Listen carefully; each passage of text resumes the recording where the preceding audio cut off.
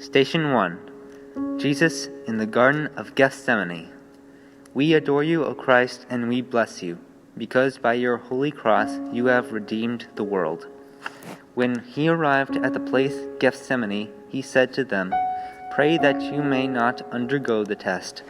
After withdrawing about a stone's throw from them and kneeling, he prayed, saying, "Father, if you are willing, take this cup away from me. Still, not my will, but yours be done."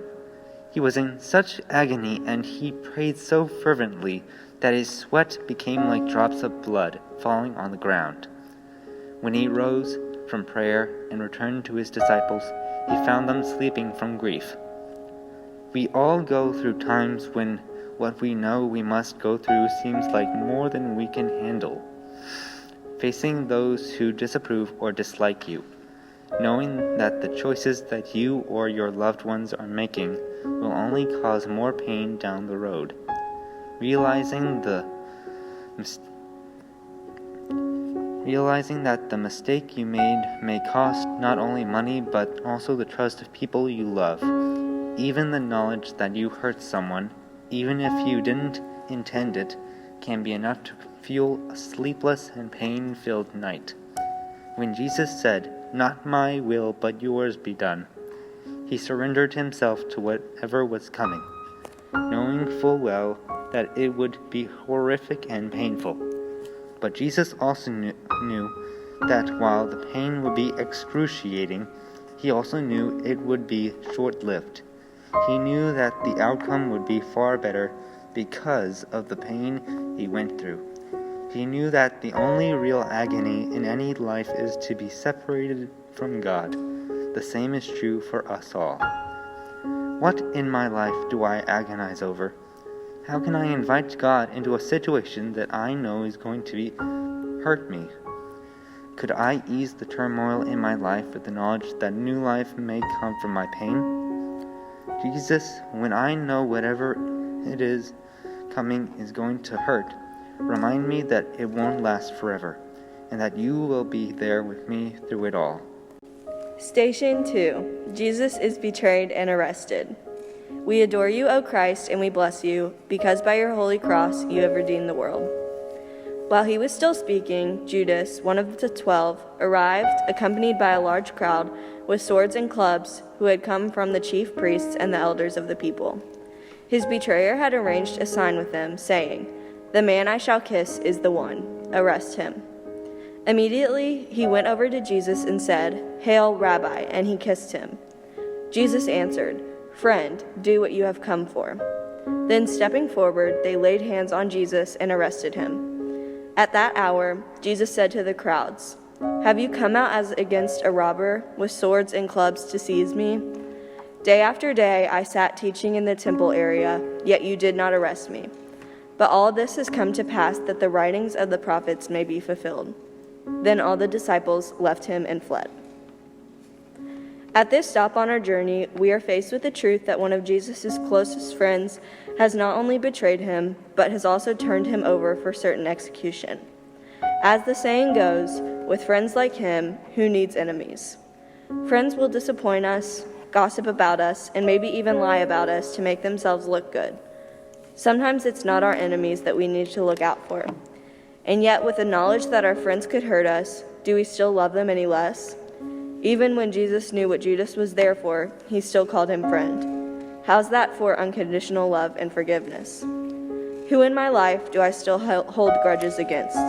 Even though they hurt me, do I still call them a friend? Jesus, be with me when I am betrayed, and be my strength so that I may still call them friend. Station 3. Jesus is questioned and condemned. We adore you, O Christ, and we bless you, because by your holy cross you have redeemed the world. Then the high priest said to him, "I order you to tell us under oath before the living God whether you are the Messiah, the Son of God." Jesus said to him in reply, "You have said so, but I tell you, from now on you will see the Son of Man seated at the right hand of the power and coming on the clouds of heaven." Then the high priest tore his robes and said, "He has blasphemed. What further need have we of witnesses? You have now heard the blasphemy. What is your opinion?" They said in reply, "He deserves to die." Then they spat in his face and struck him, while some slapped him, saying, "Prophesy for us, Messiah. Who is it that struck you?" When it was morning, all the chief priests and the elders of the people took counsel against Jesus to put him to death. They bound him, led him away, and handed him over to Pilate, the governor. Jesus was condemned to die because he defied the standards of both the state and the religious establishment in which he lived. To both, he brought a truth they did not want to hear. He set out to witness to the love, mercy, and justice of the God of all creation. Jews and Gentiles, women as well as men, no one would be excluded from the light of God's love. He cured on the Sabbath, mixed with foreigners, taught theology to women, played with children, questioned every law, and chose people over ritual every time. He threatened the status quo with his incessant attempts to bring God a little closer to the earth, and they condemned him for it. In our own lives, we are sometimes condemned whether we choose it or not. However it comes our way, the goal in life is not to run from condemnation, but to simply decide who will condemn us and why. When we are condemned for the right reasons, if our cause is just, we know that Jesus will be standing with us, hands tied, head up, and unyielding. What is it in life for which I am willing to be condemned? Jesus, when I am being condemned for doing good, where wrong has been, strengthen me. Station 4. Jesus is denied by Peter. We adore you, O Christ, and we bless you, because by your holy cross you have redeemed the world. Now Peter was sitting outside in the courtyard. One of the maids came over to him and said, "You too were with Jesus the Galilean." But he denied it in front of everyone, saying, "I do not know what you are talking about." As he went out to the gate, another girl saw him and said to those who were there, "This man was with Jesus the Nazarene." Again he denied it with an oath, "I do not know the man." A little later, the bystanders came over and said to Peter, "Surely you too are one of them. Even your speech gives you away." At that he began to curse and to swear, "I do not know the man." And immediately a cock crowed. Then Peter remembered the word that Jesus had spoken, "Before the cock crows, you will deny me 3 times." He went out and began to weep bitterly. Having run away from the garden, Peter ends up by a fire in the courtyard. He is asked if he was with Jesus. Peter doesn't just say he was not there. He goes even further, 3 times in a row, to say that he doesn't even know Jesus. His fear has overshadowed his faith, and he knows it. It fills him with remorse. He sheds tears of guilt. So often we see potential trouble on the horizon and run from it. We go out of our way to create the illusion that all is well, knowing full well that it is not. Eventually, of course, the truth always catches up to us. This is the time that we cry out for reassurance and love, for the presence of Jesus, and hopefully we discover that he has been with us all along. What truths do I try and deny in my life? What can I do to better live with my truths? Jesus, when I try to deny the truth in my life, show me the pathway to your presence. Station 5.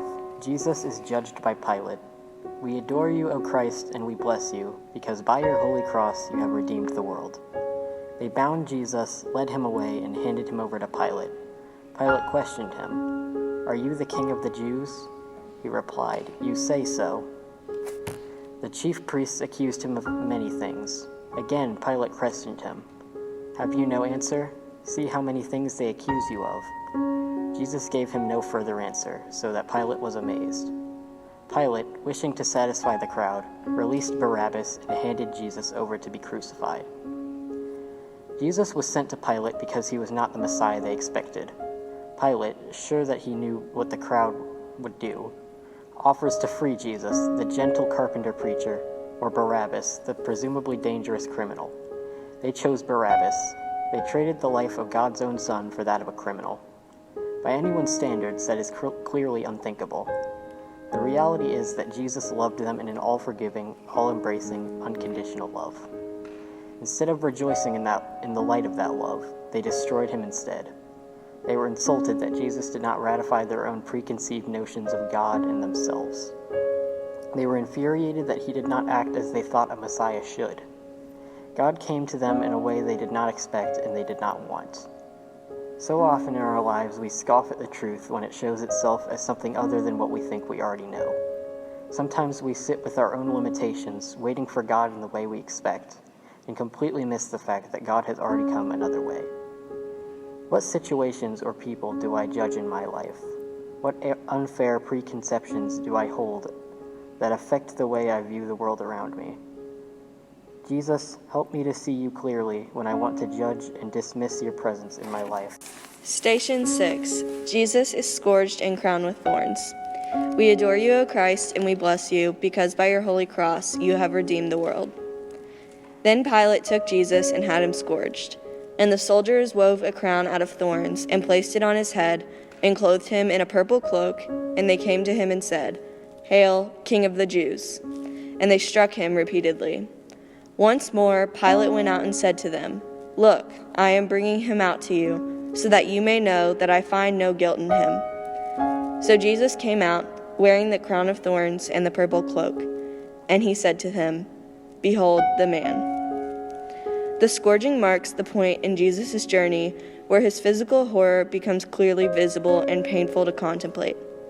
Jesus is utterly alone, vulnerable, stripped of his clothes, and handed over simply to be tortured, terrified, and mocked. They will intentionally work to humiliate, dehumanize, and demean him.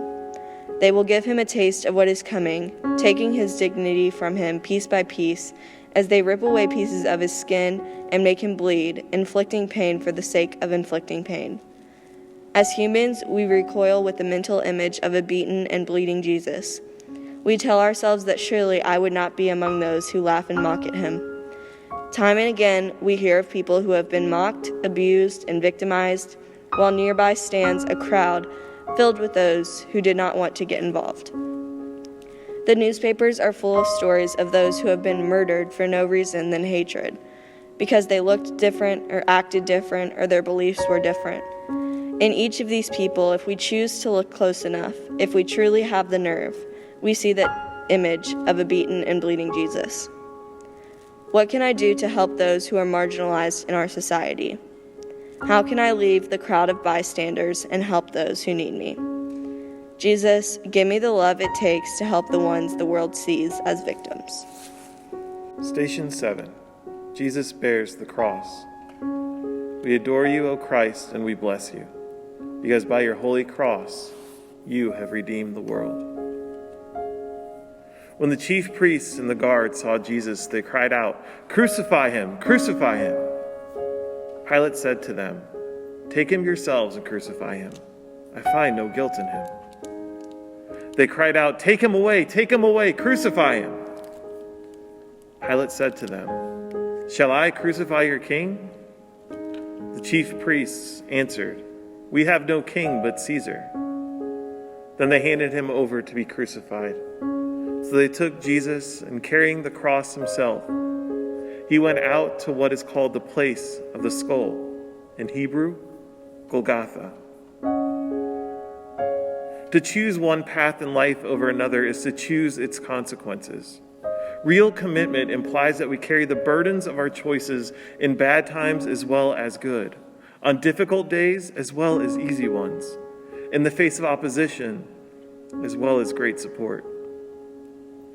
We pay the price of being true to ourselves, of doing what must be done, when doing what is convenient would be much easier. When Jesus took up the cross, all hope for a miraculous end to an impossible situation vanished, for him and for us. The cost of truth is often painful. It's so easy to talk the talk. Walking the walk is the hard part. It is really very easy to begin a journey, but continuing on and seeing it through all the questions, criticisms, doubts, and despairs that may come with it is where the true test of our path is found. Having begun a good thing, will I pay the price to bring it to fulfillment? Jesus, when what I set out to do seems more than I can achieve, give me the courage to go on. Station 8. Jesus is helped by Simon the Cyrenian. We adore you, O Christ, and we bless you, because by your holy cross you have redeemed the world. As they led him away, they took hold of a certain Simon, a Cyrenian, who was coming in from the country.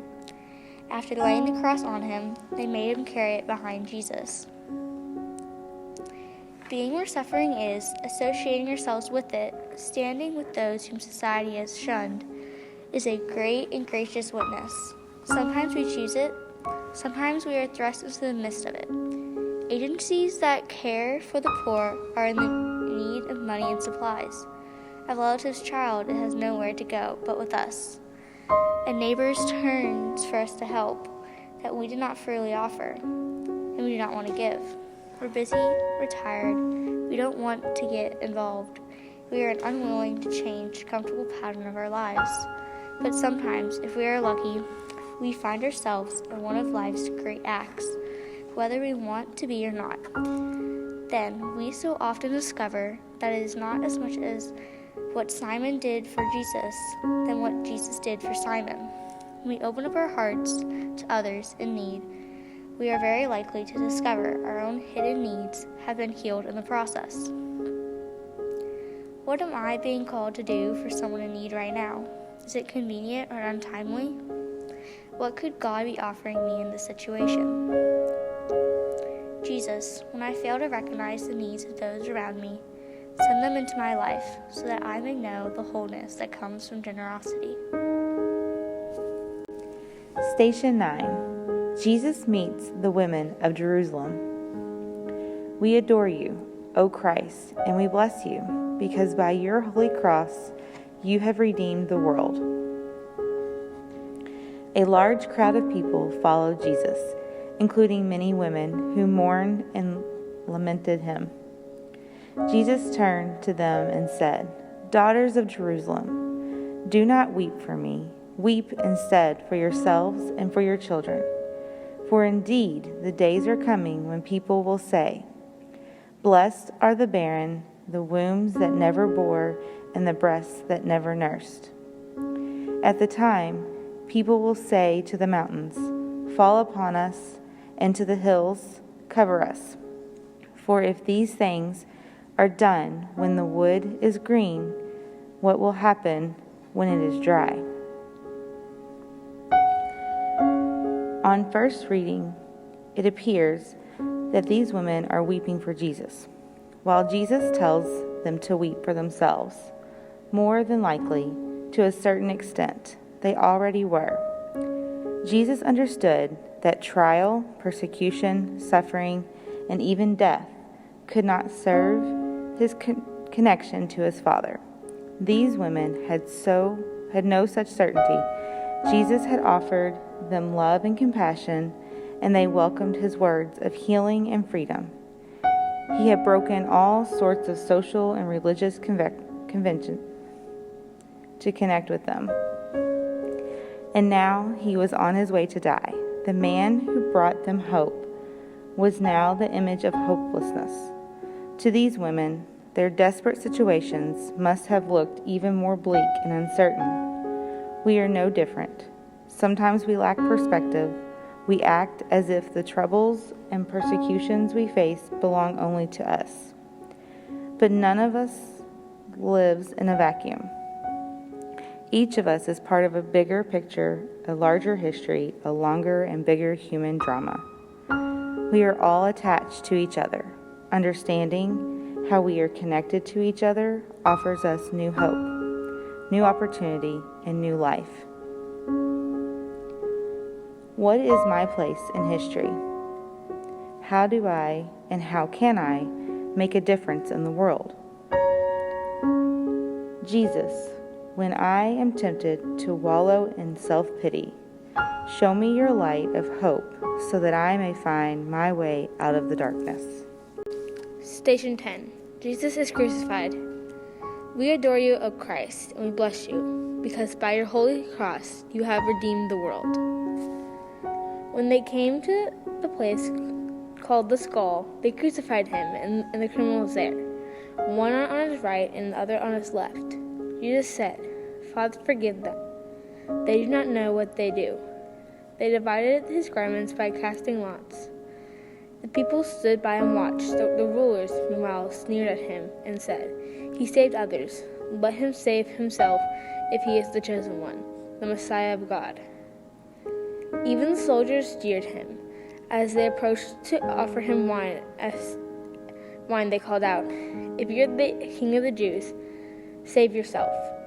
Above him there was an inscription that read, "This is the King of the Jews." When what we know is right exacts more from us than we think we can give, then Jesus nailed to a cross is our only hope that one day the cross will be worth the climbing. The cross is what we feel when the project flounders, when the job ends, when the love disintegrates, when your friends leave you, and when your family disappoints you. It is when we are out there, vulnerable and alone, that we begin to realize that life's real problem does not lie in being nailed to the cross. It lies in choosing a cross that is too small to justify being nailed to in the first place. When we spend our energies on small things or chasing dreams that never satisfy us, we suffer much to lose them, but far too small for a reason. Am I spending my life, my hopes, my emotions on things great enough to make the pain of losing them worthwhile? Are they big enough to risk the pain of losing their loss? Jesus, give me the grace to choose carefully the things to which I gave my heart and my life to. Station 11, Jesus speaks to the good thief. We adore you, O Christ, and we bless you, because by your holy cross you have redeemed the world. Now, one of the criminals hanging there reviled Jesus, saying, "Are you not the Messiah? Save yourself and us." The other, however, rebuked him and said in reply, "Have you no fear of God, for you are subject to the same condemnation? And indeed, we have been condemned justly, for the sentence we received corresponds to our crimes, but this man has done nothing criminal." Then he said, "Jesus, remember me when you come into your kingdom." He replied to him, "Amen. I say to you, today you will be with me in paradise." Think about it for a moment. This good thief was one of the few who actually spoke kind words to Jesus on this horrific day. But what a wonderful reward he receives for so small a gesture. He receives the keys to heaven for a simple act of kindness. And through his own agony, Jesus offered him hope. That same hope is offered to all of us. Jesus reminds us that even a criminal on the verge of death is still valued in the eyes of God. Granted, the thief was being executed and was surely frightened of what was coming after he died. He had a very short window of opportunity to repent, but he took it. For all of us right now, we have the gift of time. Why wait until the last minute? How hard can it be to offer a bit of encouragement, kind words, or even just a smile to everyone we meet? As the good thief shows us, the reward is great for so small an act of kindness. What words can I offer that may help transform the lives of those I meet? What do I need to look past in myself to see the face of Jesus in everyone I meet? Jesus, when I am tempted to ignore and judge the people in my life, both friend and stranger, help me to instead offer a few kindnesses that will ease their way. Station 12. Jesus speaks to his mother and the disciples. We adore you, O Christ, and we bless you, because by your holy cross you have redeemed the world. Standing by the cross of Jesus were his mother and his mother's sister, Mary the wife of Clopas, and Mary of Magdala, When Jesus saw his mother and the disciple there whom he loved, he said to his mother, "Woman, behold your son." Then he said to the disciple, "Behold your mother." And from that hour the disciple took her to his home. John 19:25-27. Jesus and Mary met under the worst of circumstances. He is a condemned outcast on the way out to his execution. She is a widow left alone in a male-dominated world without the help of her only son and with no visible means of support.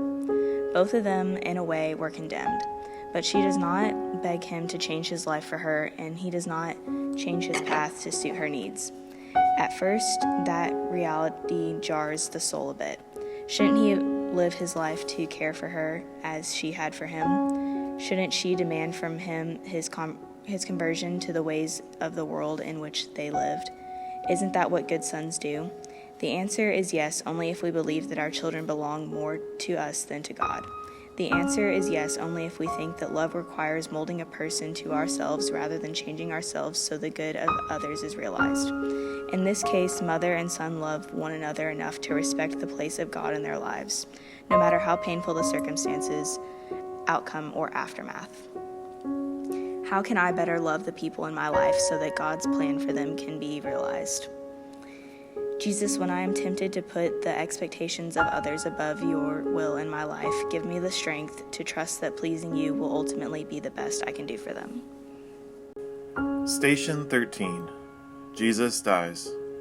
We adore you, O Christ, and we bless you, because by your holy cross you have redeemed the world.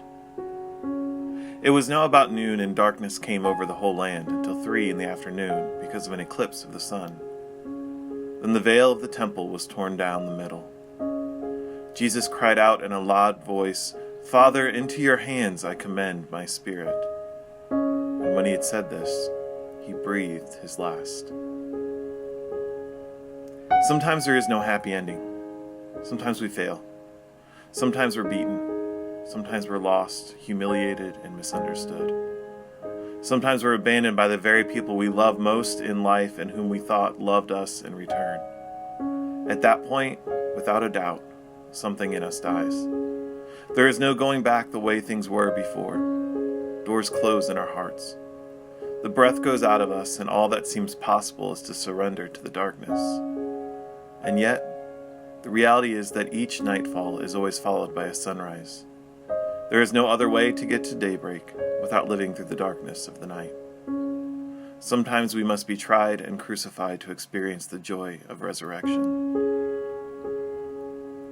Am I able to accept the daily deaths in my life, both the great and the small, with the knowledge that these deaths are not the end, but only their passing over into something new within me? Jesus, at this moment, I do accept the daily deaths in my life, thankful for their gifts and their promise of new life. Station 14. Jesus is placed in the tomb. We adore you, O Christ, and we bless you, because by your holy cross you have redeemed the world. When it was evening, there came a rich man from Arimathea named Joseph, who himself was a disciple of Jesus. He went to Pilate and asked for the body of Jesus. Then Pilate ordered it to be handed over. Taking the body, Joseph wrapped it in linen and laid it in his new tomb that he had hewn in the rock. Then he rolled a huge stone across the entrance to the tomb and departed. Matthew 27:57-60. The final stop on our journey brings us face to face with loss, its futile efforts, its wasted dreams. Can anything worse be imagined than the death of the ideal? When hope dies, when everything we ever wanted gets thrown away, discarded, overlooked, ignored, forgotten, we eat the dust of despair. We wonder what life was ever about if this is what it all comes to. Despite our best intentions, our struggles have been for nothing.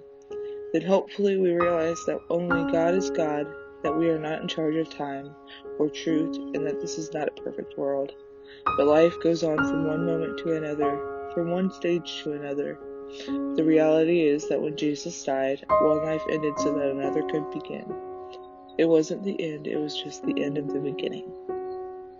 Am I prepared to let go of everything? My wants, my expectations, my ideals so that God's will can come in a new way? Am I able to trust that the tombs in my life are all gateways to resurrection?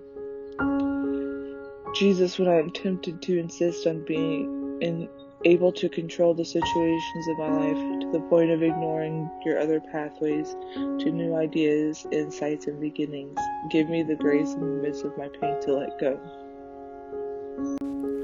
With wisdom deeper than the oceans, you have fashioned with great love a special cross for each of us. May my Lenten gift this year be to more clearly see my cross as a Jacob's ladder, rising to you out of my painful, troubled sea. I place myself with trust into your hands so that I may joyfully embrace everything that I would gladly prefer to discard, as disgrace everything that makes up my cross, my way to you, beloved God. Open my heart this day that I may see with eyes of truth whether the painful cross I bear as mine, claiming as a holy burden, does indeed come from you, my God, or if by chance my cross is one of my own creation. Teach me this day not to carry my cross, but rather the Jacob's ladder of your will. Guide me as I seek with all my heart to climb it daily as a sacred spiral staircase, spiraling in sacrificial splendor, winding ever wider, ever higher, opening me more and more to your wisdom and will, to becoming one in you. Amen.